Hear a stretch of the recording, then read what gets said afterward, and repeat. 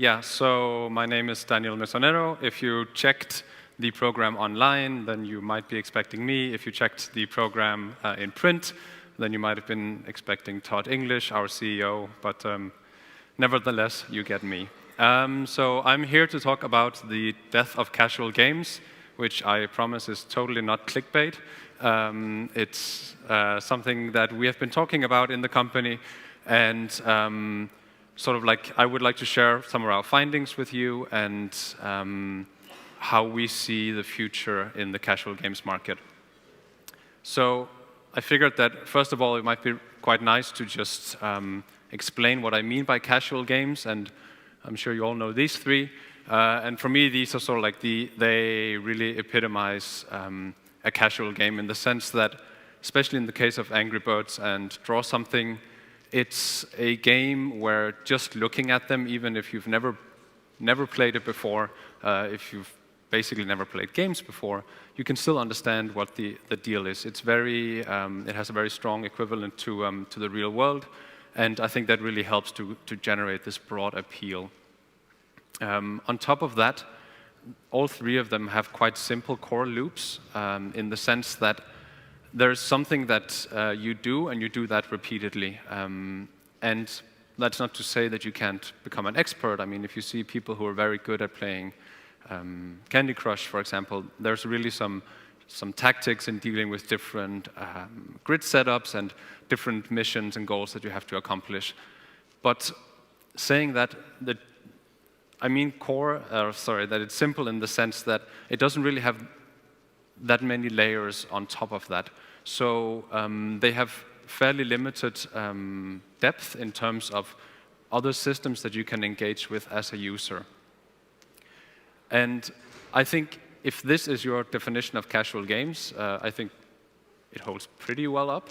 I think that we in the future will see a lot fewer casual games, which is really due to high CPIs. So these are just some general numbers that I got off Fixu, but when you have this high CPI, it's pretty simple math. You need to make more money off each user than they cost. And unless you have some kind of like crazy viral traffic, this is really what's going to drive this tendency. So when we were looking, so we are a newly started company in Berlin, and we are making a casual game, and we were looking at the market and thinking, okay, what does this mean? Like, what does it mean going forward? What does it mean the next couple of years when you have this rising, so far constantly rising CPI? Well, it means that there's going to be three types of companies out there. And the first type of company is really sort of like what I in the program called the Incumbents. We could also call them like they are king of a hill. I took Disney and King as sort of prime examples. King in the sense that they have, well, they sort of like in some ways, at least on mobile, they really sort of like generated or helped revolutionize the casual market, which means that now they have a huge competitive advantage in the fact that they have massive user base. So what you can do as a newly started company like us is that, sure, you can hire like all the brightest minds in the world, but there's something that we can't compete on, and that's this installed user base that you can cross-promote to or that you can move between titles. Same thing is really true for Disney. Again, they have something that we can't compete with, which is an IP, or a whole range of IPs. And Disney really has ranging from really hardcore-oriented towards something that's much more non-core, for example, like the Frozen IP. And again, if you have unlimited money and unlimited time, of course you can also build up a range of IP, but it's not something that we can do going from start and then maybe like a year or year and a half after. There's something, you just can't compete on that. So what's the other option? Well, it's basically to be a lottery winner. This is not to sort of hate on these two games. They're both really sort of well-designed games that I think each of them added something a little bit extra to the mix of sort of like the casual design toolbox, but they're also incredibly lucky. And the reason why I'm saying this is numbers from Pocket Gamer, that last year you had over 700 games releasing per day. And if we're very generous, how many games become these viral sensations? Maybe 10, 20 a year. And if you want to build a company that's bigger than 1 or 2 people, this is really risky to sort of like expect, okay, sure, like we're going to make an awesome game, and then everyone's just going to magically pick it up because it's that viral, it's that sticky. Good on you if it happens, but it's really sort of dangerous in terms of actually wanting to build a company. So the last option, and I think this is where we are, is to, okay, look at, we have the high CPIs, we need to find something that builds either engagement, finds new venues of users, or simply finding ways that where you can monetize for a longer time these same users. And so going back to the high CPIs, it means that if this is the market that we are in, which we strongly believe we are, you can't afford to just have users playing your game for like a few days or a few weeks. Like you need to be able to build a really long-lasting relationship with the user and making sure that they feel that there's always a reason to keep playing and something to come back to.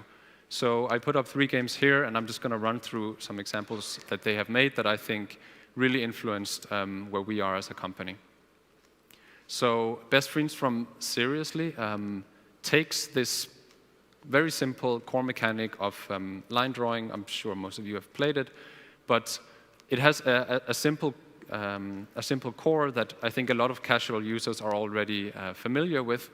And then if you do well, if you win the level, then you get currencies, and you get these keys to open boxes at the end. And then inside the boxes, you can find new creatures and then upgrade these creatures using the currency. And that means that so while the core is really casual, it's typical token collection, you need blues, so you collect blues, etc.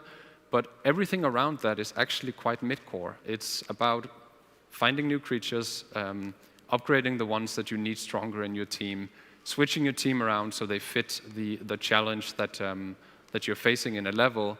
And then once you have done that, you can suddenly beat a level, and that allows you to sort of continue this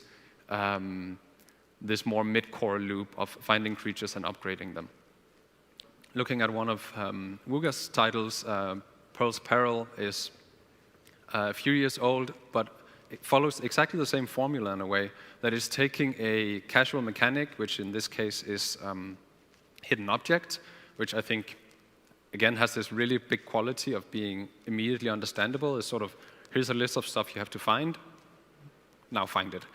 But they added, and for me, like a really, really nice simulation layer on top where as you perform well in the scenes, if you find all the stuff that you have to do and you find it quickly and in combos, etc., then you get bigger and bigger rewards, which you then invest back into your island, and you unlock new areas, you build houses, you build fountains and trees and whatever, and that allows you to unlock new hidden object scenes and also to progress the story.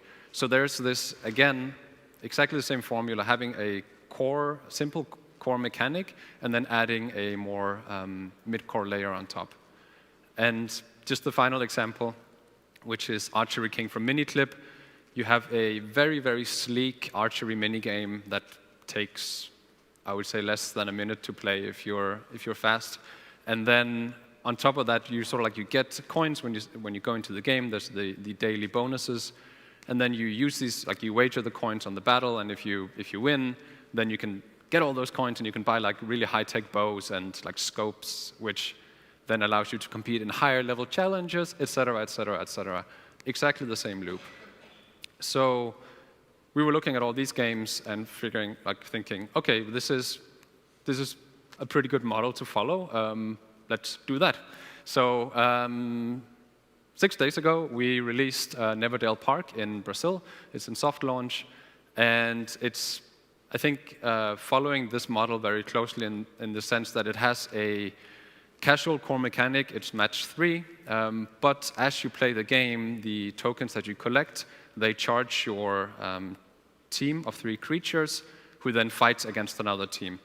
And if you perform well, you get sort of bigger rewards, which you can invest in either finding new creatures or upgrading the ones you have. So it has this creature upgrading and unlocking mechanic. We have also added in something that we've really find interesting, which is sort of like the more social element. So we've added in both sort of guilds and tried to sort of make that more sort of casual and introduce it in a casual manner, and also to have online PvP, so that users can actually play against each other in real time, as well as actually playing against PvE. So this is something that we find really interesting, and yeah, as I said, it just came out of soft launch, so if I look very tired, this is why. Sorry, it just went into soft launch.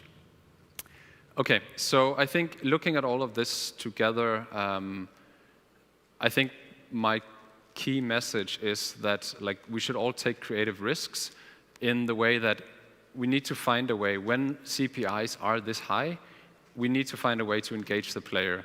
And it's not necessarily sort of like, okay, you need to pump the players for as many payments as fast as possible, but it's also making sure that there is actually something that you as a player, when you go into the game, that there's something that you're striving for. It's not just to beat the next level. It's, well, I have this one creature that I've seen other people, they have it, and it looks super nice. I want it as well. And then when you get it, it's like, well, I can actually evolve it into a lot nicer states, so this is what I'm after. Or there are tournaments, or I want to be sort of the leader of my guild, my campsite, as we call it in our game. On the other hand, I think there's also ways to get, new ways to get players into the game. I think there's a lot of examples out there where games try to find, okay, instead of just focusing on the ones who are already in the game, look at, okay, is there a way to incorporate Twitch into the game? Is there a way to incorporate the viewers on Twitch into your game? So that you can actually play the game even when you're not playing the game, or you can be a part of the game when you're not playing the game. And all of this, I think, is ways to really sort of take a sort of intelligent, creative risk. But I think that said, that it's also important to actually remember that this is really a risk. I mean, the amount of effort we put into to tuning these extra systems on top of the core mechanic are very substantial. I mean, this is the main bulk of our work. And we spend a lot of time figuring out, okay, how should this actually work in sort of a larger economy? And then the next question is, okay, now that we have figured out the system, how do we present it in a way that is palatable to a casual user? Because I think a lot of us, when you say words like, oh yeah, we have PvP and guilds and gacha mechanics, we all understand it because we've all been introduced to it through sort of hardcore and mid-core games. But casual gamers often haven't actually been that exposed to these elements, so you need to explain to them why. Why do you want to sort of take a gacha spin? Why do you want to be part of a guild? Why do you want to play PvP? Because this is sort of new territory for them. And if you fail explaining that, then you're giving the user a really good reason to basically leave your game.